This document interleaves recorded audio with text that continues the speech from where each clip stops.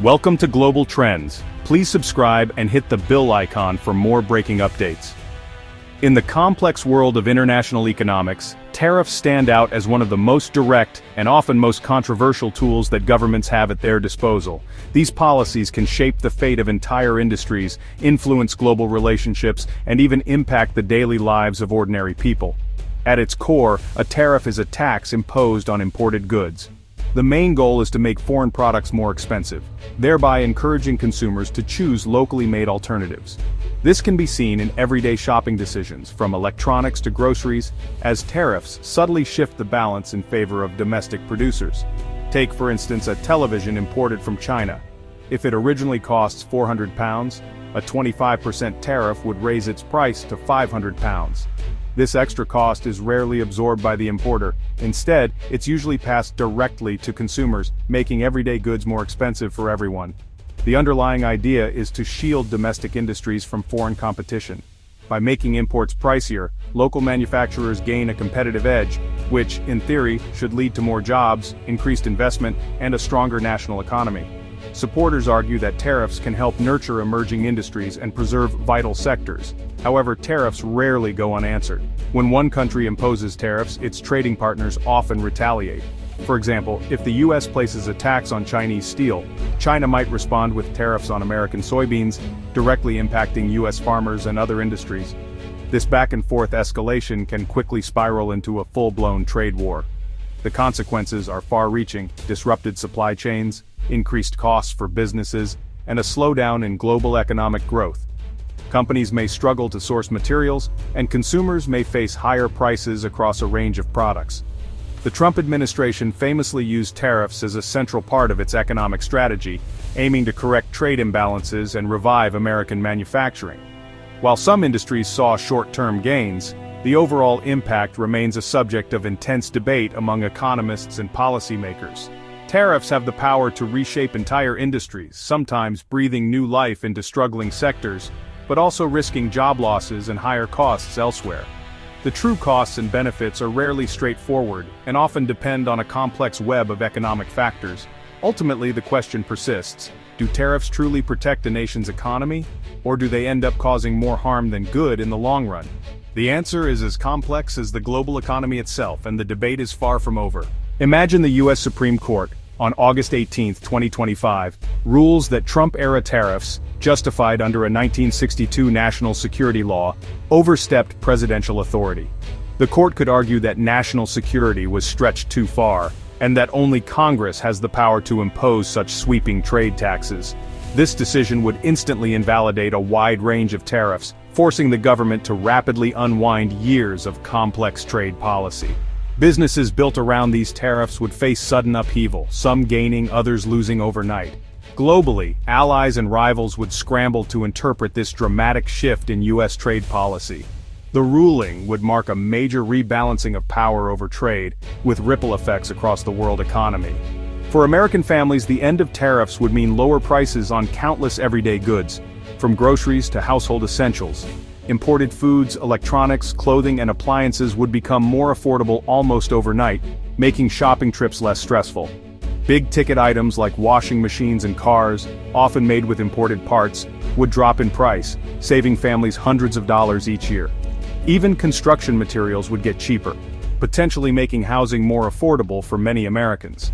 This broad price drop would act like a tax cut, boosting disposable income and fueling economic growth across communities. The benefits would be immediate and widespread, touching nearly every household in the country.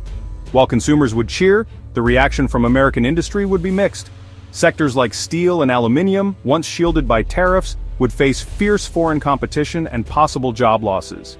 Workers in protected industries could see layoffs and plant closures as cheaper imports flood the market.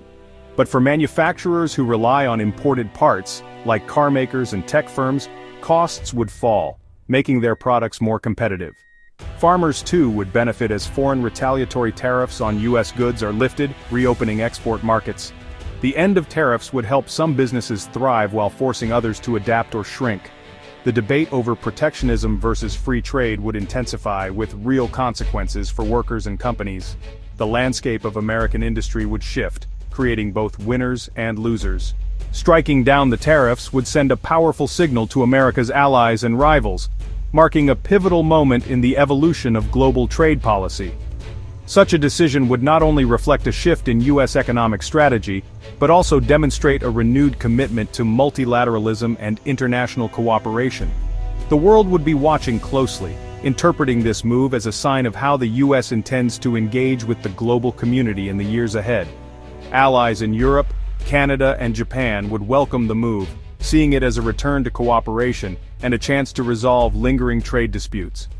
For these partners, the end of tariffs could open the door to deeper economic integration, smoother supply chains, and renewed trust in the transatlantic and trans-Pacific relationships. It would also signal that the U.S. values its traditional alliances and is willing to work together to address shared economic and security concerns. The U.S. could rebuild trust, coordinate on global challenges, and unite with partners to address issues like Chinese trade practices. By working together, these nations could set new standards for fair trade, innovation, and sustainable growth, while also presenting a more unified front in negotiations with major economic powers. For China, the removal of tariffs would ease tensions, but deep strategic competition would persist. While trade barriers might fall, the underlying rivalry between the U.S. and China, rooted in technology, security, and global influence, would remain a defining feature of the international landscape. Some in Washington might worry about losing leverage, while Beijing could see the shift as a result of U.S. politics, not goodwill. Both sides would likely continue to maneuver for advantage, interpreting each other's actions through the lens of competition and national interest. The rivalry would move to new fronts: technology, critical minerals, and influence in developing nations. As tariffs fade, competition would intensify in areas like artificial intelligence, green energy, and the race to secure vital resources, shaping the next era of global power dynamics. The end of tariffs would change the tone, but not the underlying competition. Economic ties might strengthen, but strategic mistrust and rivalry would continue to shape decisions on both sides of the Pacific.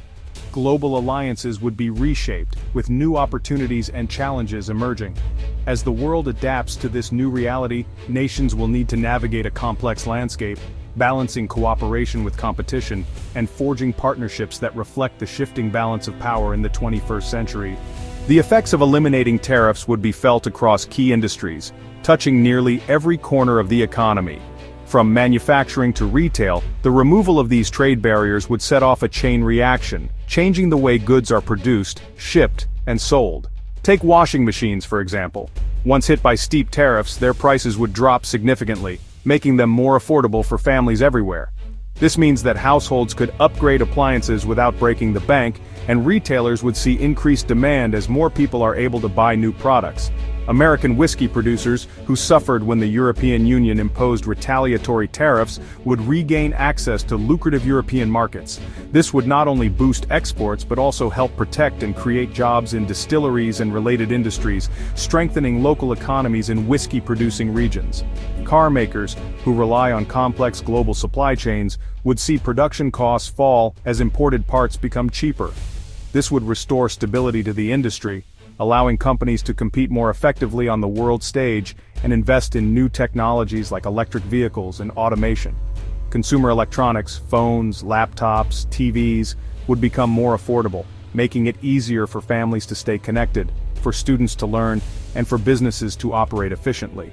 Schools could invest in more technology for classrooms, and small businesses could upgrade their equipment without facing high costs. The removal of tariffs would ripple through the economy, lowering costs and expanding access to essential goods. Everyday items from groceries to household supplies would become more accessible, helping families stretch their budgets further. Exporters would regain lost markets, while importers would see supply chains smooth out, reducing delays and uncertainty. This would encourage more international trade, benefiting both large corporations and small businesses looking to expand abroad. The changes would be visible everywhere, from store aisles stocked with a wider variety of products, to factory floors humming with activity, to the steady flow of goods across borders and oceans. For many people, the benefits would be tangible and immediate: lower prices, more choices, and new opportunities for workers and businesses alike. The Supreme Court's decision would force the U.S. and the world to rethink the future of trade. Lower prices and revived alliances would be the immediate effects, But the long-term path is uncertain.